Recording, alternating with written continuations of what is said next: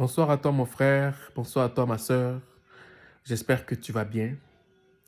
Aujourd'hui, je vais te parler de quelque chose que je trouve qu'il faudrait que beaucoup d'entre nous changent et que tu vas peut-être découvrir quand tu vas arriver ici au Canada parce que je trouve vraiment que cette attitude-là, certes, c'est important de l'avoir, mais ça peut te permettre de passer à côté d'une très grande opportunité ici au Canada.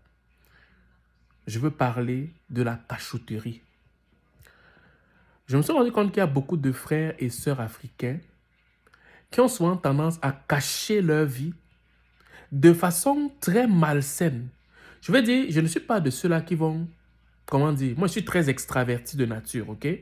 Mais il y en a qui amènent, je veux dire, la confidentialité de leur vie à un niveau tel que même Dieu n'est pas confidentiel comme ça.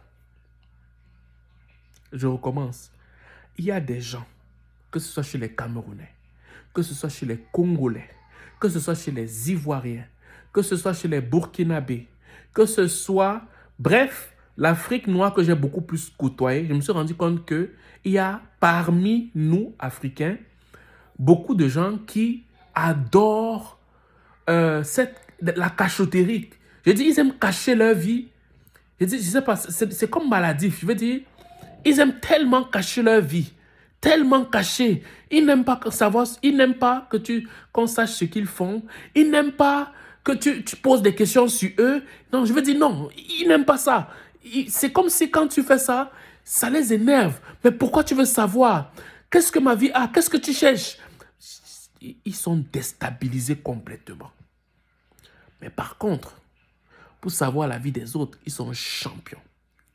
Pour guetter la vie des autres indirectement, ils sont champions. Pour pouvoir regarder les réseaux sociaux des autres en cachette, alors qu'eux, ils n'ont aucune photo sur les réseaux sociaux, ils sont champions. Moi, si tu es comme ça, avant d'arriver au Canada, ou si tu es au Canada comme ça, je t'en supplie, je t'implore, change rapidement. Pourquoi je dis ça? Parce que la majeure partie des bonnes choses que tu vas avoir au Canada sont des personnes que tu ne connais pas qui vont t'apporter ces choses-là. Je recommence. La majeure partie des bonnes choses que tu vas avoir au Canada, ce sont des personnes que tu ne connais pas, ok, qui vont t'apporter ces choses-là.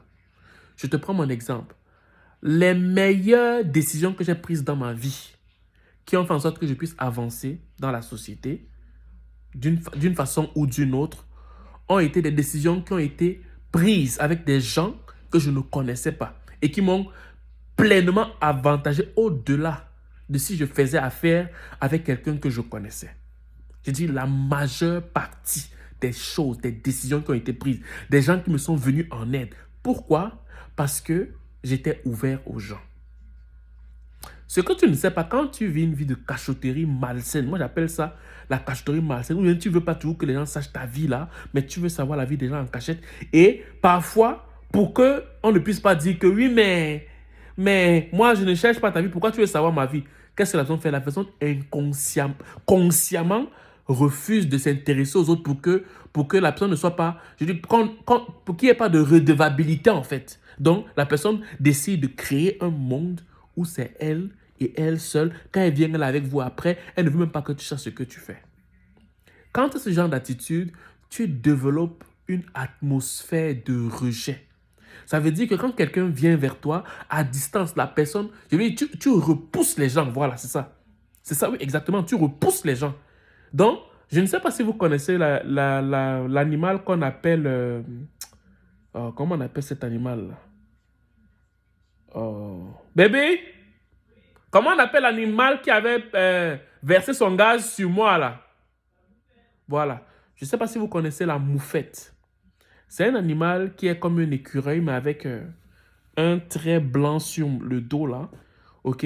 Quand je viens d'arriver au Canada, moi je ne savais pas que cet animal qu'on appelle la moufette, cet animal là, jetait du gaz comme moyen de défense, ok? Donc moi, quand j'avais vu cet animal, je voulais chasser ça pour pouvoir passer. L'animal, pour se protéger, s'est tourné et m'a versé son gaz. Mais quand ça m'a versé son gaz, moi, je ne savais pas que ce gaz-là devait être répugnant. Donc, moi, je partais jouer un match de foot et mon club m'attendait. Donc, je suis entré dans le bus. Quand je suis entré dans le bus, tout le monde voulait sortir du bus. Quand je suis entré dans l'amphithéâtre où on est parti jouer, dans le grand stade, je veux dire, mais tout le stade a commencé à sentir. OK? Juste à cause de quoi? Juste à cause d'un animal qui a versé son gaz sur moi. Où est-ce que je vais en venir? Je vais dire par là que quand tu développes une vie de cachotterie malsaine de ta personne, pas par rapport à tes choses, mais de ta personne, c'est déjà que quelqu'un veut te connaître, toi, ta personne à part entière, qui tu es, ton identité là. Mais toi, comme tu t'aimes tellement et que tu penses que les autres vont tout tourner autour de toi, tu commences à rejeter les gens, rejeter les gens, rejeter les gens. Mais à un moment donné, tu vas commencer à développer une atmosphère de rejet. C'est déjà que même si quelqu'un ne te connaît pas, quand elle va te voir à distance, parce que tu as tellement eu à rejeter les gens que tu vas commencer à dégager le rejet que les gens ne vont pas venir vers toi. Je recommence. À force de trop rejeter les gens, tu vas développer autour de toi une atmosphère qui fait en sorte que même si quelqu'un ne te connaît pas, s'il veut te donner quelque chose, toi, tu vas être, comme tu as développé trop une atmosphère de rejet, paf, les gens ne te veulent pas, les gens ne veulent pas s'approcher de toi. Les gens ne veulent pas. Pourquoi? Parce que tu as développé une forme d'armure invisible autour de toi.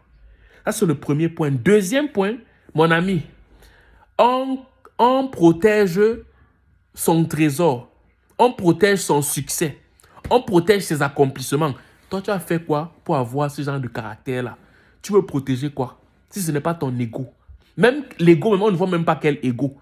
Et ce qui me fait mal, c'est que ça commence très jeune. Tu vois une petite fille de 16 ans, un petit garçon de 20 ans, il commence déjà dans ça, ce caractère-là. Il commence dans ce caractère, il est à l'aise, et certains aînés les encouragent dans ça. Je ne comprends pas. Je me demande comment vous allez vous en sortir dans cette société qui devient de plus en plus dure, où une seule personne que Dieu peut susciter peut changer complètement ta vie. Parce que Dieu bénit un homme au travers d'un homme. Mais si toi, tu rejettes les gens avec ton silence, comment j'appelle ça? Un silence agressif, voilà. Un silence agressif. Donc toi, ta force, c'est ton silence. Donc le harcèlement, ton intimidation, ça se passe dans ton silence. Si tu continues comme ça, tu vas détruire toutes les opportunités que le Canada avait pour toi. Je te dis la vérité. Et si toi, tu es au Canada et que tu vis dans ce genre d'attitude-là, sache que tu as laissé passer tellement d'opportunités qui pourraient faire en sorte que ta vie dans laquelle tu te trouves maintenant, tu pourrais être au-delà encore, même 10, 20 fois plus. Donc, c'est ce que je voulais te dire aujourd'hui. Arrête de vivre une vie de cachotterie qui n'a pas de sens, là. Tu peux avoir ta vie privée, je suis d'accord. Mais le genre de vie, là, toi et moi, on se comprend. Vous comprenez ce que je veux dire. Donc, c'est ce que je voulais te dire ce soir. Partage la vidéo au maximum. Et voilà, il faut qu'on change parce que si on continue avec ce genre d'attitude-là, surtout qu'on n'a même rien, ok, on va passer à côté de grandes choses, en fait, particulièrement au Canada. Donc, c'est ça. Ok, ciao.